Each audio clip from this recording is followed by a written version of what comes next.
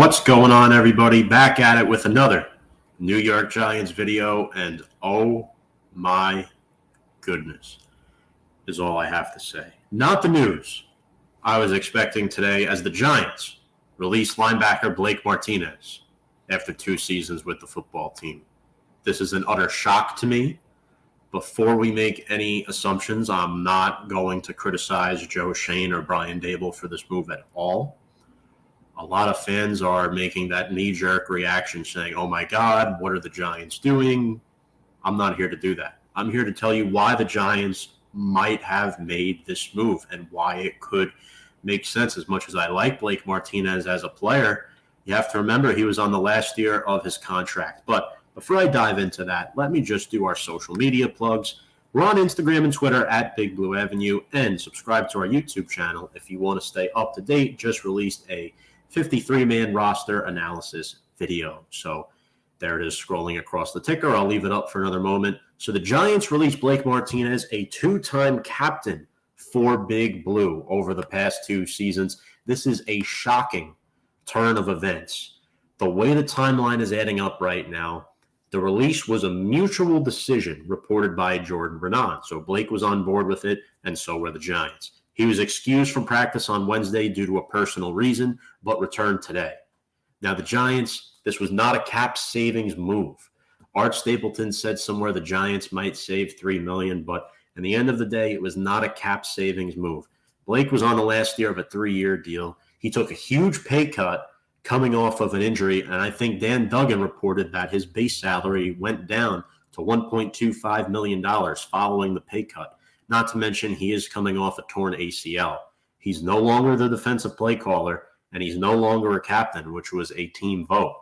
Not a scheme fit for Wink Martindale by any means. When the Giants brought in Wink, they said Wink's linebackers don't get paid at a premium that Blake Martinez does, which is why the move somewhat makes sense. And he wasn't moving too great in the preseason, but it still sucks that he's gone. And according to Wink Martindale and the Giants, Blake wasn't going to play many snaps this year. But the last 2 years under Patrick Graham, he did. He played almost every snap that he was healthy for. In 2020, he started every game, leading the team with 151 tackles, had 3 sacks, 2 forced fumbles, a pick, and 5 passes defended to go with a fumble recovery. That marked his 4th straight season with 147 tackles or more. Last year was a much different story. He tore his ACL in Week 3 against the Atlanta Falcons. This preseason, he started the last 2 preseason games against the Bengals and the Jets with a total of 2 combined tackles. Still a shocking move because all the Giants have left on the inside linebacker position in their depth chart is Tate Crowder, who's going to get a very much expanded role now and will likely be wearing the mic, Micah McFadden, Cam Brown, Carter Coughlin, and Austin Calitro. So 5 inside linebackers. I'm not so sure if the Giants are going to add a piece or not to this position unit. In transaction, the Giants claim offensive tackle Tyre Phillips off waivers from the Baltimore Ravens. 6'5", 344, entering his 3rd NFL season. Giants have been busy claiming many former Bills and Ravens. Again, 2020 third-round pick by the Baltimore Ravens. Started in 13 games, appearing in 22. Started both postseason games in 2020, and he's versatile on the offensive line, and versatility is key. He had 6 starts at the right guard position, 6 starts at right tackle, and 1 at left guard. In 2021, he played in 10 games with 5 starts. So that's going to be interesting. The Giants also made some other practice squad additions today. Defensive lineman Henry Mondeau, defensive back Tony Jefferson, outside linebacker Chuck Wiley, and offensive lineman Wyatt Davis. And Mondeau and Davis specifically are interesting. I already talked about Tony Jefferson. That move was just made official.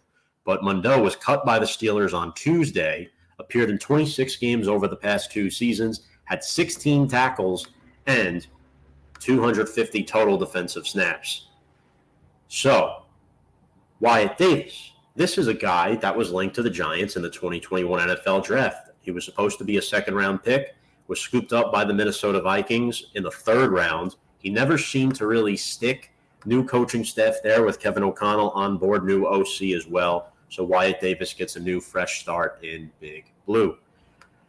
Released from the practice squad were defensive backs Darren Evans and Nate Metters, also 2 offensive tackles in Garrett McGinn and the international player Roy Mbedeka. I know Roy Mbedeka's practice squad salary is fully guaranteed this year, so I would not be surprised if he comes back at some point. So the Giants are in an interesting spot right now. 4 claimed on the practice squad. Blake Martinez is no longer a New York Football Giant in a shocking turn of events. Folks, make sure to check out our sponsor, BetUS. You can sign up with our promo code below there at Joint125. Get a 125% sign-up bonus while betting. Enjoy all those live mobile bets from your mobile device. Again, that's BetUS, America's #1 favorite sports book, and that's where the game begins. Folks, appreciate you watching this video. The mind-boggling, jaw-dropping news of the Blake Martinez release will take a few days for me to sit on and really digest, but it seems like it was just not a mutual fit. Folks, without further ado, let's go Big Blue.